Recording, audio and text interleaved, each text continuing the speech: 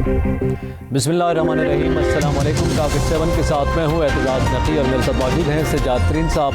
नाज़रीन, आज के प्रोग्राम में सबसे पहले तो हम जिक्र करेंगे कि आज वज़ीर ख़ज़ाना शौकत तरीन ने प्रेस कॉन्फ्रेंस की है और मुल्क की जो इस वक्त बजट की सूरत हाल है और मईशत की सूरत हाल है उसका उन्होंने जिक्र किया और उन्होंने ये कहा कि मुस्लिम लीग नून के दौर में 20 अरब डॉलर जो हैं वो हम पर कर्ज़ की सूरत पे ऊपर चढ़े हैं और मुस्लिम लीग नून की वजह से मईशत का बेड़ा गर्क हुआ है। और गुज़िश्ता जो उनका दौरे हुकूमत था वो ये कहते रहे कि हमारी GDP जो है वो 5.8% पर थी और ये कहते रहे कि PTI के दौर में मनफी हो गई, जबकि सूरत हाल ये थी कि मसनूई तौर पर मईशत को सहारा दिया गया था। और आज फिर वज़ीर ख़ज़ाना के साथ ही हमरा थे हमाद अज़हर साहब वज़ीर रेवन्यू, उन्होंने भी गुफ्तगू की और उन्होंने कहा कि हमारी 2.5 साल के बाद GDP की जो शरह है वो 4% पर है, जो जेन्युइन है। एक तो हम इस हवाले से बात करेंगे मईशत की क्या सूरत हाल है और इसके साथ साथ आज मुस्लिम लीग नून का प्री बजट सेमिनार हुआ है जिसकी सदारत शहबाज शरीफ साहब ने की है। उसमें हुकूमती आदाद व शुमार के मुतालिक शकूक व शुबहात और तहफ़्फ़ुज़ात का इजहार किया गया है, मईशत के हवाले से बात की गई है और बजट को बिलखसूस फोकस किया गया है।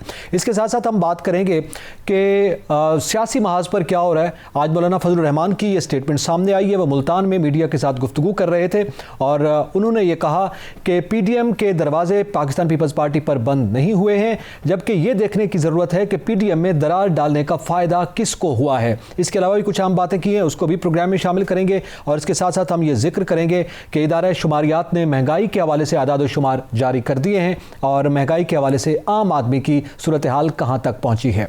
चातरी साहब, सबसे पहले तो ये जिक्र जब हम मईशत की, आज आपके इल्म में वज़ीर ख़ज़ाना ने गुफ्तगू की है और वज़ीर ख़ज़ाना जो कि पाकिस्तान पीपल्स पार्टी के दौर में भी वज़ीर ख़ज़ाना रहे और जैसे आप कहते हैं कि एक मंझे हुए माहिर मईशत हैं, उन्होंने आकर संभाला और वो इस हुकूमत में क्या करने जा रहे हैं ये स्टेटमेंट्स तो सामने आती नहीं। लेकिन आज शौकत तरीन साहब ने बैन ही मिन वन वही बातें की हैं जो वज़ीर आज़म इमरान खान साहब करते रहे हैं या जो PTI के दीगर वज़रा करते हैं कि ये सारा कुछ जो बेड़ा गर्क हुआ है मईशत का, ये नून लीग की वजह से हुआ था।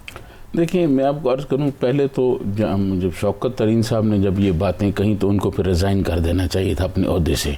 उनको ये कहना चाहिए था कि जनाब रिज़ाइन कर देना चाहिए, मैं ये कर रहा हूँ, क्योंकि ये जब 20 अरब की आज जो वो बता रहे हैं कि नुकसान हुआ है 20 अरब डॉलर का उस वक्त इसहाक डार के ये मुआविन ख़ुसूसी थे, प्राइम मिनिस्टर इमरान खान के साथ थे, प्राइम मिनिस्टर नवाज शरीफ के साथ थे, उनकी माशी टीम में थे शौकत तरीन साहब। तो आज शौकत तरीन साहब ये बात कर रहे हैं तो उस वक्त शौकत तरीन साहब को पता नहीं था कि ये गलत हो रहा है, उस वक्त क्यों नहीं बोले? एक बात। ठीक। दूसरी बात ये जो मुस्लिम लीग नून है, मुस्लिम लीग नून के जो इसहाक डार साहब हैं, वो इसमें कोई दो राय नहीं है कि आज़ाद व शुमार में 2 नंबरी करने में उनका सानी कोई नहीं है पाकिस्तान में। उन्होंने IMF और वर्ल्ड बैंक को भी एक दफ़ा जनाब जो है गलत फिगर्स दे दिए थे जिस पर पाकिस्तान को जुर्माना होते जा रहा था और फिर शौकत अजीज़ साहब और बड़े मुश्किल से वो चीज़ें कंट्रोल की। ठीक है। उसके बाद ये जो आज़ाद व शुमार हैं, चाहे वो इसहाक डार के हों चाहे आज़ाद व शुमार हों जो शौकत तरीन साहब के, ये आज़ाद व शुमार देख कर और आप बाहर जाके मार्केट में गली महल्ले में लोगों की हालत देखें तो ऐसे लगता है कि ये आदाद व शुमार इस मुल्क नहीं किसी और मुल्क पेश कर रहे हैं कि, और ये ऐसे लगता है कि ये जो बातें कर रहे हैं ना, तरक्की इतने % होगी, ग्रोथ रेट ये होगा, जैसे लगता है किसी और सियारे की बात कर रहे हैं, ये इस मुल्क की बात नहीं कर रहे। तो आप भी ये कह रहे हैं कि आदाद व शुमार जो है मशकूक है? मैं आपको अर्ज़ करूँ कि ये नहीं, ये मशकूक है। मैं माजी की भी बात, माजी में भी मशकूक, माजी में भी इसहाक डार ने जो डॉलर को कंट्रोल किया हुआ था वो उन्होंने जहली तरीके से किया हुआ था, मसनूई तरीके से सहारा दिया हुआ था। लेकिन जब मसनूई तरीके से आप सहारा दे के रखते हैं तो उसके बाद मईशत के साथ यही कुछ होता है जो हो रहा है। जैसे इसहाक डार हटे और मुफ्ता इस्माइल साहब आ गए तो उन्होंने फिर डॉलर को छोड़ा और फिर डॉलर जो है वो उड़ान भटता गया, ऊपर जाता गया। ये जितने आदाद व शुमार दिए जाते हैं ये बुनियादी तौर पर ये आदाद व शुमार होते हैं वर्ल्ड बैंक, IMF और बाकी जो इंटरनेशनल मॉनिटरिंग फंड्स हैं उनके लिए।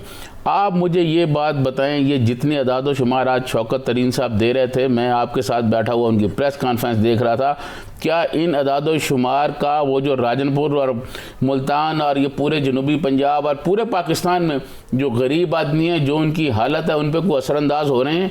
क्या बात करते हैं आप? कौन से अदाद व शुमार, कौन सा बजट? हर रोज़ बजट पेश हो रहा है जी। हर रोज़ पेट्रोल की 15 दिन के बाद पेट्रोल की कीमतें आप बढ़ा रहे हैं, 15 दिन के बाद बजट जो है वो हो रहा है। खाने पीने की चीज़ें आपकी कंट्रोल से बाहर चली गई हैं। आप देखें बकरे का गोश्त कितना महंगा है, दूसरा गाय का गोश्त कितना महंगा हो गया है, आटा महंगा हो गया है, ज़राई मुल्क के दालें मिल नहीं रही हैं। क्या बातें करते हैं, कौन सा बजट आप लेके आ रहे हैं? सही। ये सारे जितने लोग आते हैं, सिवाय 2-4 बजट शुरू के जो डॉक्टर मुबशर हसन साहब ने पेश किए थे, उनके अलावा जितने हैं ये अल्फाज का गोरख धंधा है। ये आप इस पे कोई हुकूमती आदमी आ जाए और ये बताए कि ये फिगर, ये मीडिया पे आके कहते हैं जी ये तरक्की हो रही है, हम इतनी तरक्कियों के, कौन सी तरक्की? लेकिन चले कौन सा मुल्क तरक्की कर रहा है, कौन सा आप मुझे बताएं। आप मुझे बताएं कि इनकी अदादो शुमार से ये जितने शौकत तरीन साहब बताते रहे या पहले वाले भी बताते रहे, क्या आप बताएं लोगों की हालत आपको बदलती नजर आ रही है? ठीक है, इसी हवाले से बात करते हैं। हमारे साथ लाइन पर मौजूद हैं सहाफ़ी हैं सनाउल्लाह साहब, जो कि बजट के हवाले से और मईशत के हवाले से गहरी नज़र रखते हैं, इस बीट पर काम कर रहे हैं। सनाउल्लाह साहब, बहुत शुक्रिया वक्त देने का। सर, आपसे ये जानना चाहेंगे, आज यकीनन आपने शौकत तरीन साहब की गुफ्तगू भी सुनी होगी और बजट की जो तैयारियाँ हैं उसके फिगर्स भी आपके सामने हैं। ये जो गुफ्तगू की जा रही है कि मुस्लिम लीग नून ये कहती रही कि GDP जो है वो 5.8% पर थी, जो कि फेक फिगर्स थे, और अब हमाद अजहर साहब ने अभी ये गुफ्तगू की, उन्होंने कहा कि जनाब हमारे फिगर जो जेन्युइन है, 2.5 साल बाद हम 4% पर हैं। कितनी हद तक सदाकत है इस बात में और आपकी राय क्या है इस पर? देखो, मैं क्योंकि उस प्रेस कॉन्फ्रेंस में जो आज हुई है उसमें मौजूद था और शौकत तरीन ने जो नून लीग के फिगर हैं उनको एक्सेप्ट किया करके उन्होंने कहा कि ठीक है उनके दौर में ग्रोथ हुई थी, लेकिन उन्होंने लेकिन जरूर कहा कि उसकी वजह ये थी कि इन्होंने रुपए को मसनूई तौर पर जो है उसको मुस्तहकम रखा था, तकरीबन 40% तक उन्होंने इसको रोक के रखा, और उन्होंने कहा कर्जे लेकर ग्रोथ की गई है। जिस पर एक साथी ने उनसे सवाल किया कि उन्होंने तो 5 साल में 10,000 अरब रुपए के कर्जे लिए थे, आपने तो 3 साल में 13,000 अरब के कर्जे ले लिए, तो ज्यादा कर्जे तो आपने ले लिए। तो मसला ये था कि ये नून लीग की तरफ से जो आज सेमिनार किया गया था उस पर काबीना के ये अरकान जो है कुछ बुखलाए हुए नजर आ रहे थे और उनकी प्रेस कॉन्फ्रेंस में बुखलाहट जो है बड़ी वाज़ेह तौर पर नजर आ रही थी, और वो उनकी कोशिश ये थी कि उनकी जो एक सेमिनार था या प्रेस कॉन्फ्रेंस थी नून लीग की, उसको ऑफसेट किया जा सके उसको, और इनको मेरे ख्याल में जल्दी में कहा गया था कि प्रेस कॉन्फ्रेंस की जाए, इसलिए उसका खातिर खा कोई जवाब नहीं दे सके। एक ज्यादातर जो खराबी है इस दौर के हुकूमत के दौरान जो इकानमी साइड पे हुई है, जिसमें इन्फ्लेशन है, जिसमें बिजली और गैस की कीमतें हैं, खाने पीने की अशिया की कीमतों में कमी है, या जो ग्रोथ 2 साल नेगेटिव रही है, उन्होंने उसका तमाम मलबा नून लीग की हुकूमत पे डाला है। उन्होंने कहा जी उनकी वजह से हुआ है, हमारा इसमें कोई कसूर नहीं है, हम तो कोशिश कर रहे हैं चीजें ठीक हो जाए। और उन्होंने कहा कि, और ये भी उन्होंने तस्लीम किया कि वज़ीर आज़म इमरान खान ने सख्त फैसले किए हैं और उसकी जिम्मेदारी उन्होंने IMF पे और नून लीग पे डाली है कि IMF से हमने बहुत मुश्किल और बड़ा डिफिकल्ट किस्म का प्रोग्राम लिया, जिसकी वजह से हमें बिजली और गैस की कीमतें 50-60% बढ़ानी पड़ी, रुपया को गिराना पड़ा, और इसके साथ टैक्सेस कुछ बढ़ाने पड़े, जिसकी वजह से महंगाई हुई, और उन्होंने तवक्को जाहिर किया इन 2-3 माह में महंगाई थोड़ी बहुत कम होगी। सनाउल्लाह, ये बताएं कि ये जो अल्फाज का गोरख धंधा शौकत तरीन साहब ने आज बताया और तरक्की के जो फिगर बताए, ये पिछले 3 साल में अवाम पे तो कोई चीज़ नज़र नहीं आई। अवाम में तो गुर्बत, बेरोजगारी और महंगाई में इजाफा होता जा रहा है, अवाम की तो कमर टूट गई है 3 साल के दौरान। बिल्कुल तरीन साहब, आप बिल्कुल ठीक कह रहे हैं। और देखें जो वो ग्रोथ इस वक्त आई है जिसको वो 3.98% कह रहे हैं कि वो कोई इतनी बड़ी अचीवमेंट उसको नहीं कह सकते। पाकिस्तान की जो पॉपुलेशन ग्रोथ है वो 2.4% है, और पाकिस्तान की जो ग्रोथ है, पाकिस्तान की जो इकानमी है वो बेस करती है कंजम्पशन पे, कंजम्पशन बेस्ड ग्रोथ है आपकी। जब आपकी पॉपुलेशन ग्रोथ 2.4% होगी और इन्फ्लेशन आपकी डबल डिजिट होगी, 10 से 11% होगी, तो इतनी ग्रोथ का आना कोई ऐसी बात नहीं है, नॉर्मल बात नहीं है, ये एक मामूल की बात है।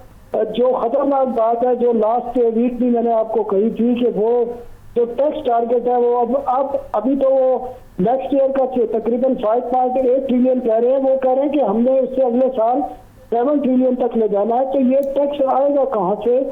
बगैर लोगों पर बोझ डाले ये टैक्स नहीं आएगा। मैं ये समझता हूँ कि इन्फ्लेशन इसी तरह रहेगी डबल डिजिट में अगले साल भी, हालांकि हुकूमत कह रही है कि 8.2% होगी, 8.2% भी इन्फ्लेशन कम नहीं है, बहुत ज्यादा है। नहीं, अभी तो इदारा शुमारियात सनाउल्लाह साहब कह रहे हैं कि ये 8.6 से बढ़कर 10.8% तक पहुंच चुकी है, महंगाई की शरह का जो जिक्र हो रहा है।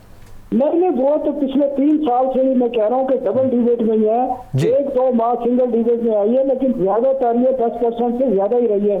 और उसी की वजह है कि लोगों के ऊपर प्रेशर भी आया है, और इसकी वजूहात मैंने खुद आज बताई हैं कि इसकी वजूहात में रुपए की कदर में कमी करना, इसके अलावा बिजली और गैस की कीमतों में आप अंदाजा करें 3 साल गैस की कीमतों में 300% इजाफा हुआ है 2.5 सालों में, और बिजली की कीमत में 5.5 रुपए पर यूनिट फी यूनिट इजाफा हुआ है। और उसके जो स्लैब बनाए गए हैं वो इंतहाई खतरनाक हैं, और वो इनह्यूमन उसको आप कह सकते हैं, जिसको चैलेंज भी किया जा सकता है। सही। वो स्लैब भी इस किस्म के हैं कि जिससे नए स्लैब में आने के बाद आपका बिल डबल हो जाता है। तो ये सारी चीजें ऐसी हैं जिसकी वजह से इन्फ्लेशन हुआ है। ठीक है, बहुत शुक्रिया सनाउल्लाह साहब, आपने कीमती वक्त दिया और हमसे गुफ्तगू की। नाज़रीन, जहाँ पे वक्त हुआ एक ब्रेक का, हमारे साथ रहिएगा।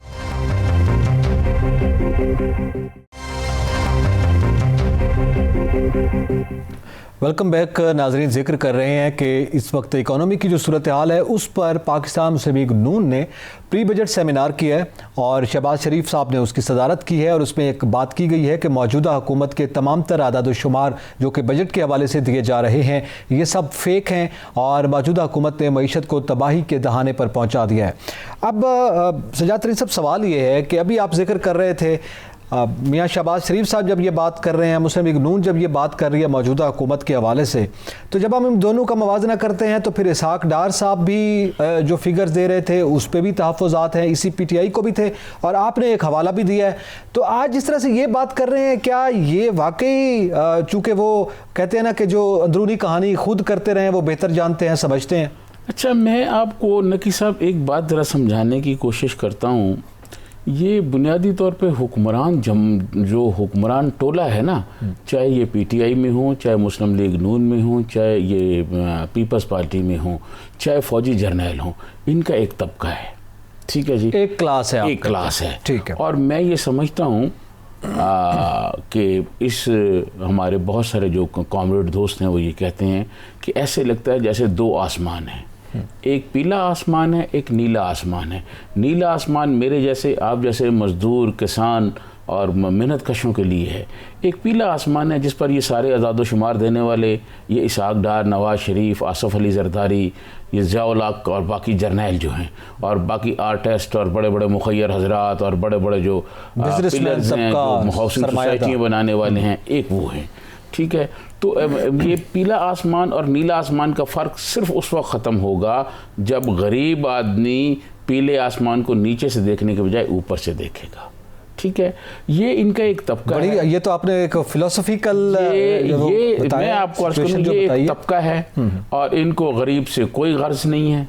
और चाहे यही शौकत तरीन साहब पीपल्स पार्टी में थे, वजीर खजाना थे ना, कौन से तीर चला लिए इन्होंने। ठीक है, और यही यही हफीज़ शेख साहब जो अपना मोहतरम इमरान खान साहब के साथ हैं, ये पीपल्स पार्टी के साथ रहे हैं। तो ये एक तबका है जी, और ये तबका इंटरनेशनल जो मालियाती फंड्स हैं के इदारे हैं उनको फिगर्स देने के लिए एक जादूगरी दिखाते हैं सिर्फ साल के एक दिन में कि जनाब ये हम कर रहे हैं, ये कर रहे हैं। और आप यकीन माने ये जितने आज़ाद शुमार हैं, चाहे ये इसहाक डार के थे, चाहे ये शौकत तरीन के हैं, चाहे ये हफीज़ शेख के हैं, ये झूठ पे मबनी है। आपने इनका हकीकत से कोई ताल्लुक नहीं। बिल्कुल ठीक है, आदाद शुमार का आपने जिक्र किया है, कुछ और आदाद शुमार भी हैं जो हमारा इदारा शुमारियात देता है जो कि महंगाई की शरह के हवाले से है, उसकी ज़रा डिटेल्स ले लेते हैं। हमारे साथ इस वक्त लाइन पर मौजूद हैं हमारे रिपोर्टर हैं जो कि इस बीट पर भी काम कर रहे हैं, कामरान चौधरी। बहुत शुक्रिया कामरान चौधरी वक्त देने का। आपसे जानना चाहते हैं कि इदारा शुमारियात की जानिब से कुछ आदाद शुमार जारी किए गए हैं और महंगाई की शरह के हवाले से बताया गया है। इस वक्त आप यकीनी तौर पर आपके इल्म में है कि हर महीने के बाद जो है वो महंगाई की शरह का तयन भी किया जाता है, बताया जाता है, तो ज़रा ये आगाह कीजिएगा। जी देखें एजाज, ये दोनों चीज़ें जो हैं वो बड़ी अहम हैं कि महंगाई और आदाद शुमार का जो जायजा है, अब से कुछ देर कबल वजीर खजाना की प्रेस कॉन्फ्रेंस में इसका भी तज़किरा हुआ। ये हमने कुछ डाटा इकट्ठा किया अगस्त 2018 से मई 2021 तक का 3 साल का ये डाटा है। 3 साल के डाटे के मुताबिक बेशतर अशिया ज़रूरियाँ ऐसी हैं जिनकी कीमतों में जो है वो होशरबा इजाफा हुआ है। कुछ डाटा आज भी उस आदारा शुमारियात की जानिब से रिलीज किया गया जिसमें 1 साल का डाटा है, लेकिन अगस्त 2018 से अगर 31 मई 2021 तक का जो है वो जायजा लिया जाए तो 3 साल दौरे हुकूमत में महंगाई के पारे में 8.83% का रिकॉर्ड इजाफा हुआ है और ये पाकिस्तान पीपल्स पार्टी और नून लीग दोनों हुकूमतों के बाद सबसे ज्यादा इजाफा है। उन दोनों हुकूमतों में जो है वो इतना इजाफा नहीं था। ये 3 सालों का आप बता रहे हैं कामरान चौधरी, 3 सालों का ये डाटा है जो आप मजबूती तौर पर बता रहे हैं, या जून 2020 से 2021 तक का 1 साल का डाटा है?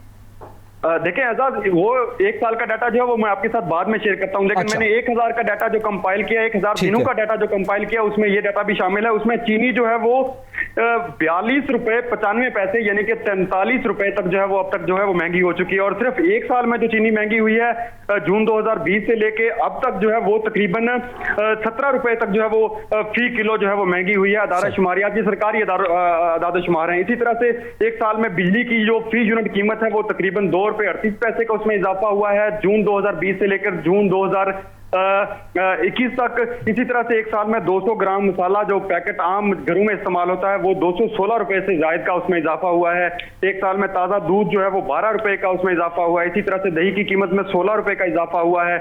सबसे ज्यादा जो मुर्गी की कीमतें हैं उनमें इजाफा हुआ है और मुर्गी की कीमतों के हवाले से 2 रोज कबल ही जो है वो कंपटीशन कमीशन ऑफ पाकिस्तान जो कि सीसीपी कहलाता है उसकी जानब से पाकिस्तान पोल्ट्री एसोसिएशन को जो है वो एक नोटिस भी जारी किया गया है, उनके दफ्तर पे छापा भी मारा गया है, रिकॉर्ड भी कब्जे में लिया गया है। और इसके साथ साथ अगर मैं कंपाइल करके आपको 3 साल का डाटा जो है वो बताऊं तो ये 3 साल में तहरीक इंसाफ के जो अदाद शुमार हमने किए हैं उनके मुताबिक 3 सालों में दाल मसूर औसतन 45 रुपए 41 पैसे, इसी तरह से दाल माश 111 रुपए, दाल चना 33 रुपए 37 पैसे, आटे का 20 किलो का थैला सबसे ज्यादा 450 रुपए यानी कि 375 रुपए तक जो है वो महंगा हुआ है। इसी तरह से बकरे का गोश्त औसतन 305 रुपए तक जो है वो फी किलो महंगा हुआ।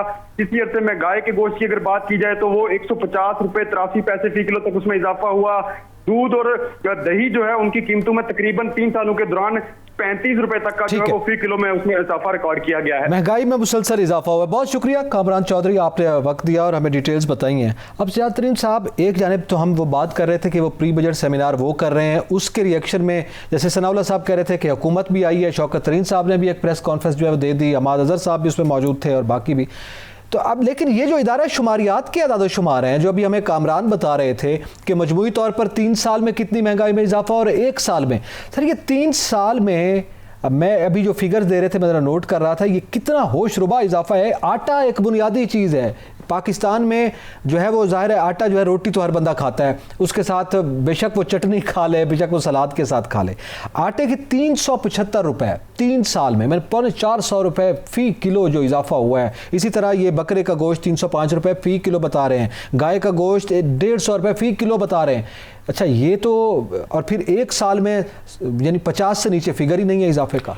अच्छा मैं आपको अर्ज़ करूं कि ये जो सूरत हाल है महंगाई की, इस पे अब वो ज़िम्मेदार भी हैं जिन्होंने RTS सिस्टम बिठाया और नताइज जो हैं वो आराम से आए, बहुत बेहतर नताइज, इलेक्शन नताइज की बात कर रहा हूँ। RTS सिस्टम बैठा, फिर ताख़ीर हुई, फिर बहुत शफाफ तरीके से नताइज आए। उनको भी सोचना चाहिए कि गरीब आदमी जो है वो गुर्बत, बेरोज़गारी और महंगाई का बहुत शदीद शिकार है। मैं समझता हूँ इस 3 साल में इस हुकूमत ने जो मुल्क की सूरत हाल कर दी है, जो मुआशी सूरत हाल कर दी है, मैं समझता हूँ कि वो उससे पहले ऐसी नहीं थी। लेकिन ये सारे हुक्मरान तबकात, जैसे मैंने आपको कहा, ये एक हुक्मरानों का एक क्लास है, एक क्लास है, ये तबका है और इस तबके को कोई गर्ज नहीं है गरीब आदमी के साथ क्या हो रहा है। गरीब आदमी दवाइयाँ ना मिलने की वजह से, शदीद गर्मी की वजह से लोग परेशान हैं, मजदूरी कर रहे हैं। मजदूरी के लिए आप, इस्लाम ये कैपिटल है, आप चले जाएँ मुख्तलिफ मार्केटों में, लोग बैठे हुए हैं बेलचे और कईयाँ लेके, उनको रोज़गार नहीं मिला, शदीद गर्मी में बैठे हुए हैं। मैं आपको अर्ज़ करूं कि ये तमाम अदाद शुमार, चाहे वो शौकत तरीन के हों, चाहे इसाक डार के हों, चाहे उससे पहले किसी के हों, मांडवी वाला साहब हों या कोई और मिनिस्टर हों, पीपल्स पार्टी वाले हों, ये मैं समझता हूं कि सारे के सारे झूठे हैं और इन अदाद शुमार का हकीकत से कोई ताल्लुक़ नहीं होता। ये सिर्फ अवाम को पेश कर दिए जाते हैं और मैं समझता हूँ कि बाकी इदारों को पेश कर दिए जाते हैं जो बैनुल-अक़वामी इदारे।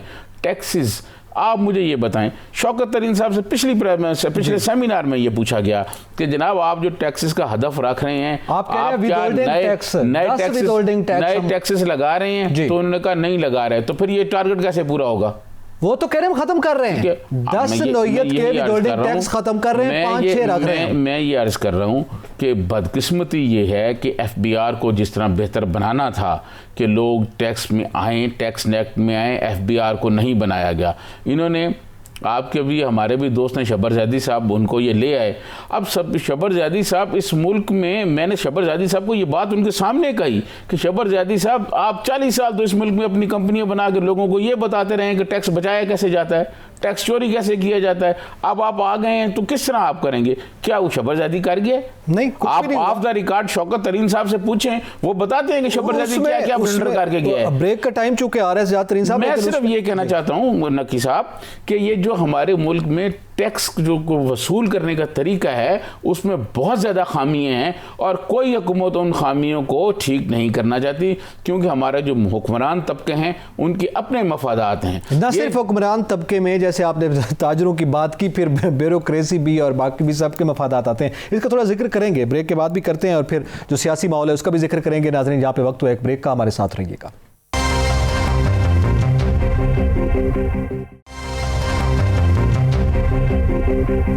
वेलकम बैक नाजरीन। ज़रा जिक्र करेंगे कि पॉलिटिकल फ्रंट पे क्या हो रहा है और क्या होने जा रहा है।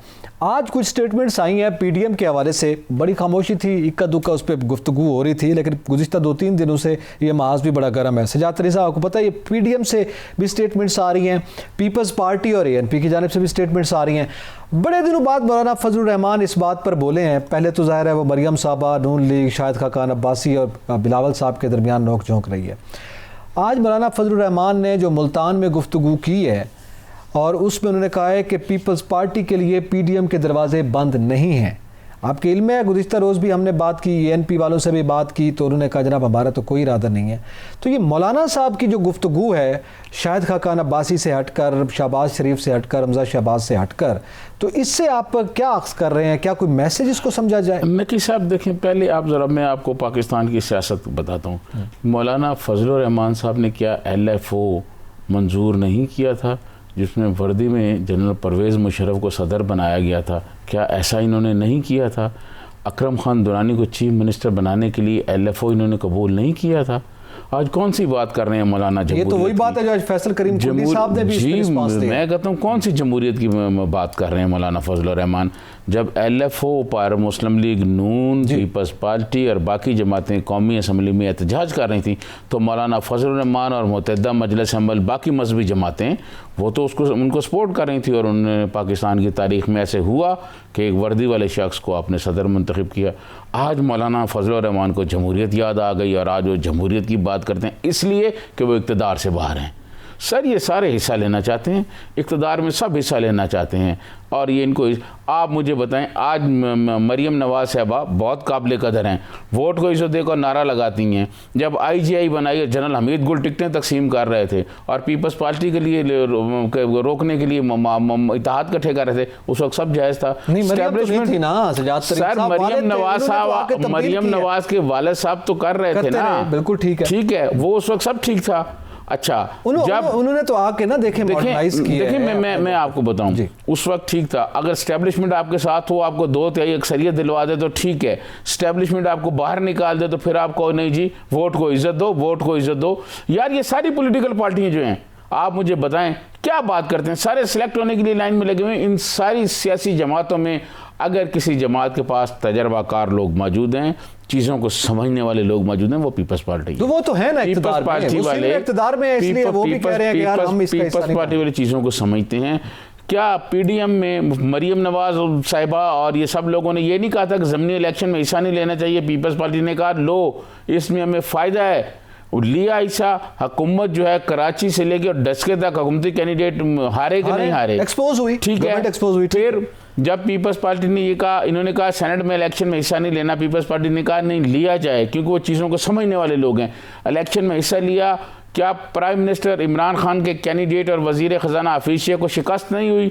यूसुफ रज़ा गिलानी साहब नहीं जीते, और यूसुफ रज़ा गिलानी के जीतने का मतलब ये था, ये मैसेज था कि जनाब आप प्राइम मिनिस्टर के खिलाफ अदम एतमाद करें तो हम आपके साथ हैं। जिन लोगों ने यूसुफ रज़ा गिलानी साहब को वोट दिए, वो लोग प्राइम मिनिस्टर इमरान खान के खिलाफ भी अदम एतमाद के लिए तैयार थे। फिर पंजाब में बात की गई कौन है जो कहता है नहीं हम पंजाब में अदम-ए-एतमाद तब्दीली नहीं चाहते, हम मरकज़ में नहीं चाहते? क्या लोगों को नहीं पता?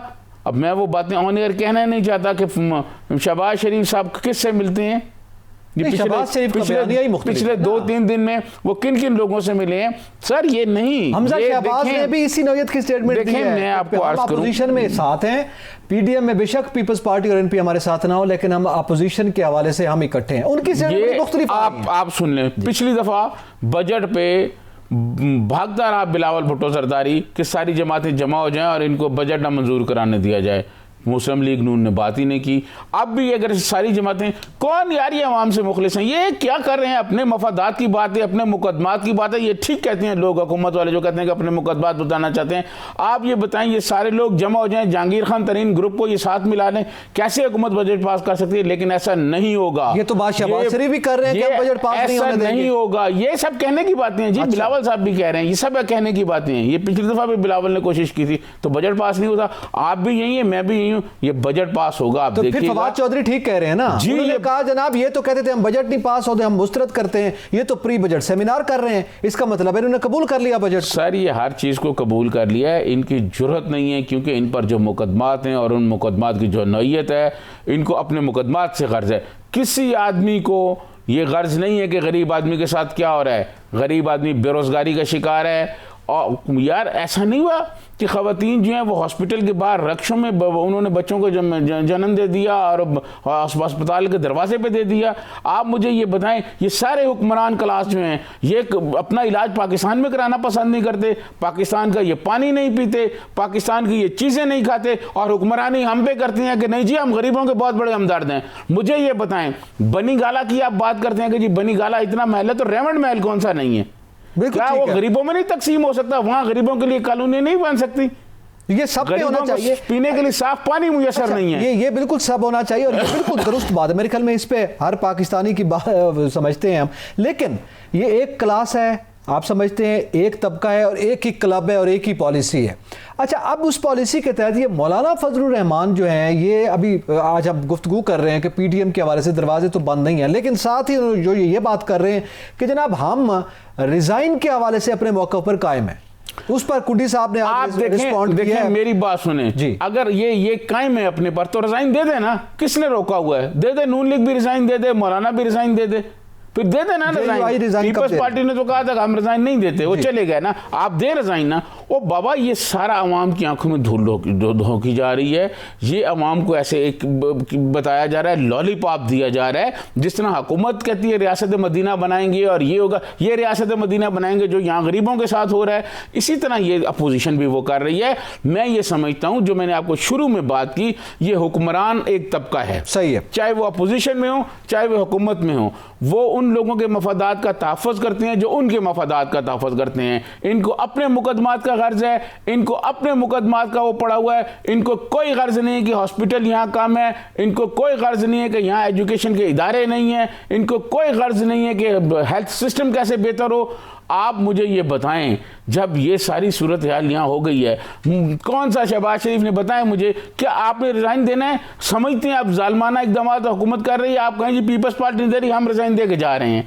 सर ये क्या कह रहे हैं, रिजाइन दे के जा रहे हैं? बातें चल रही हैं, ये सिर्फ बातें चल रही हैं, ठीक है। और ये सारी मतलब है, इसका मतलब है साहब सुन लें जी, ये सारी पॉलिटिकल पार्टियां लाइन में लगी हुई हैं कि हमें सिलेक्ट कर लिया जाए, सिलेक्शन के लिए लाइन में लगी हुई है जी। ये बड़ी स्टेटमेंट दी है आपने, कोई ऐसी बात नहीं है, स्टेटमेंट है। आप मुझे ये बताएं कौन सी बात है, कौन से वो ये बताएं, इनके पास प्रोग्राम है, ठीक है। आप मुझे बताएं इनके पास एक कोई ऐसा प्रोग्राम हो किसी पॉलिटिकल पार्टी के पास कि ये IMF का फ्रेमवर्क है, ये मुआशी सूरत हाल है, हम इसको तोड़ देंगे और ये प्रोग्राम लेके। अच्छा, किसी एक जमात के पास कोई प्रोग्राम नहीं है, किसी के पास नहीं है। इसका मतलब है कि हुकूमत तो ठीक कह रही है, फिर ये तमाम अपोजिशन जमातें जो है वो अपने मुकदमात के चक्कर, रोज जो वज़ीर आज़म बात करते हैं, ये बात बिल्कुल ठीक कह रहे हैं कि ये नारों के चक्कर में, ये बात बिल्कुल ठीक है।